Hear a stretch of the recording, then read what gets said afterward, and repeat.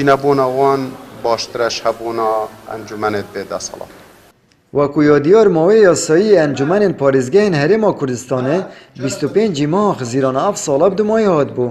Her wasa ev semehên buhatîne dirêjkirin jî 25 maha îlûnê bi dumayê hatin. Lewmat niha da encûmen boşayiyeka yasayî da derbas bin. Li dîvdaxwaza çend serok fraksyonan, encûmenê parêzgeha Duhokê kombûna xuya êkeyane asayî girê da. Ji bo gengeşekirina çawaniya karkirina lîjnên encûmenî piştî bi dumayê hatina mawê yasayî. Encûmenê parêzgeha Duhokê geheştewî encamî ku hemî lîjnên encûmenî dê berdewam bin ser karê xwe wekû dîvçûn, lê neşin biryaran derbêxin.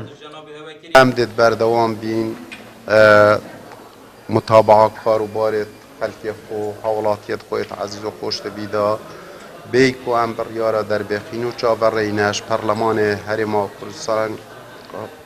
Kurdistanê û her çizî evî wezayê alosiyê encûmenê parêzgeha çareser ken û ev çiyan şilaya hikûmeta herêmê û Perlemanî jî ve bête çareserkirin karekê gelekê bi zehmet nebû.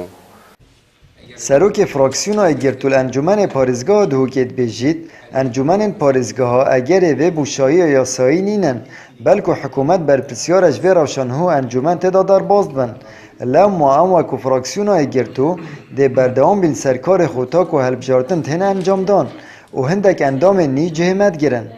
دو مبدأ تن مبدأ که بجن مبدأ بردوامیه دستگاه کو ام بجن استمراریت المؤسسات کو هر دستگاه که هبتن حتی بدیلی و نه دادن ام پر شوازه کی یا ساینه تا راستاندن د بردوامی داده کار خو انجمن پادگیج دستگاه که هاتیه هر بشارتن فید بردوامی داده که یاد ویجی بابت واقعی هرما کردستان کو دیار ابروکه نه انجمن پادگیج اگر وی گوری بونه بر دیار حکومت هرما کردستان کو بریار دستنشکن روز هر بشارتن نش بر هندجی داوید بردوام بن Jilay xwe ve fraksiyona goran jî dixwazît herçend zîtir e jivanek bo encamdana hilbijartinan bihête destnîşankirin.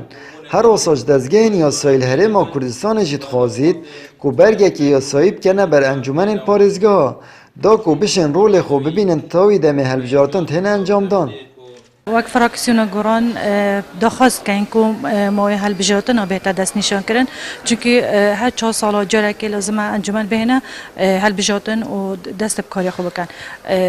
ئەفریقا ئەو کۆمبوون هاتەکردن کو وەکی هەکوت بێژن ئیسرائیل یان جی مەجلس شورا بەیانێکی بدەرەخیتن یان نویسارێکی بدەرەخیتن کو ئەم بەردەوام ببین یان جی دەستنیشانکردنەوە ماوەی هەڵبژێردنە چونکی ئەمێت کەتینەت فەرەقەکە یاساییدا 25 نهواره.